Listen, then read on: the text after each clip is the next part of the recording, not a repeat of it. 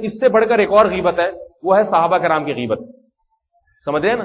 میں نے بتایا علماء کی غیبت جائز نہیں ہے، زیادہ گناہ ہے علماء کی غیبت کرنے میں. اور بتاؤ صحابہ کی اگر کوئی غیبت کرتا ہے، ابو بکر جیسے صحابی کی غیبت کرتا ہے، حضرت عمر کو برا کہتا ہے، حضرت علی کو برا کہتا ہے، یا حضرت عثمان کو، حضرت معاویہ کو برا کہتا ہے، یہ غیبت بھی انتہائی، یعنی اس سے بڑا کوئی جرم غیبت کے معاملے میں نہیں ہو سکتا. بعض رافضی ایسے ہیں جو حضرت ابو بکر کو معاذ اللہ برا بلا کہتے ہیں، اور یہ غیبت نہیں ہے تو بہتان ہے، ان میں یہ برائیاں تھی بھی نہیں.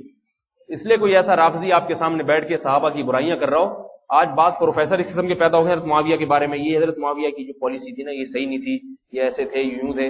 اس کو بولو کہ بھائی ہمیں علماء کی غیبت کی اجازت نہیں ہے، تو حضرت معاویہ جیسے صحابہ کی غیبت کی اجازت ہمیں کہاں سے ہوگی؟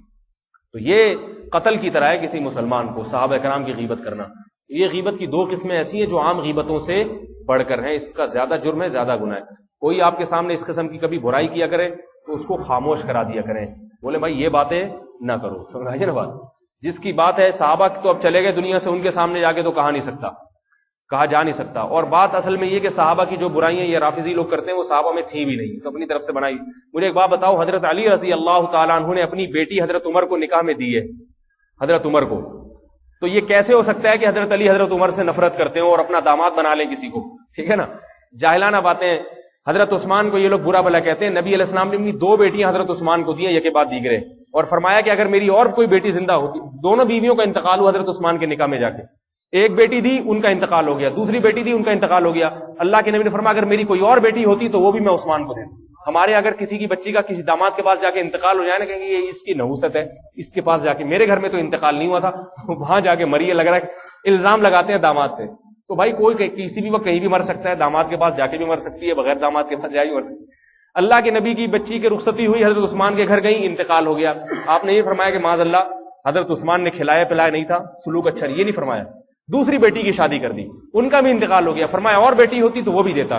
تو عثمان پر اللہ کے نبی کس قدر اعتماد کر رہے ہیں. تو حضرت عثمان کو معاذ اللہ کوئی منافق کہے یا برا بلا کہے تو یہ غیبت نہیں، بہتان ہے. اور یہ ایسا بہتان ہے جس سے لوگوں کے منہ کالے ہوئے ہیں. تاریخ میں ایسے واقعات ہیں کہ کسی نے صحابی کو برا بلا کہا، اس کا منہ کالا ہو گیا. باقی ان لوگوں کے منہ کیوں نہیں کالے ہو رہے؟ اس کی وجہ یہ کہ ان کے دلوں میں اتنی کالا. کسی نے پوچھا نا کسی رافضی سے کہ آپ نے ایک محرم میں سفید کپڑے پہنے ہوئے، خیریت کالے کپڑے پہنتے؟ اس نے کہتا ہے، وہ جواب میں کہتا ہے کہ کپڑوں سے کچھ نہیں ہوتا، آدمی کا دل کالا ہونا چاہیے.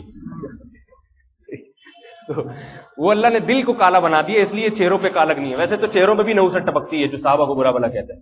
تو اس لیے یہ غیبت بہت اعلیٰ قسم کی غیبت ہے، اس سے تو بہت ہی بچنا چاہیے. ایک صحابیہ کے سامنے کسی عورت نے ان پر تہمت لگا دی، صحابیہ پر، سامنے نہیں غیر موجودگی میں. ان صحابی نے بددعا، غالب حضرت ساتھ تھے، ان صحابی نے اس عورت کو بددعا دی، اس سے وہ اندھی ہو گئی، نابینا ہو گئی.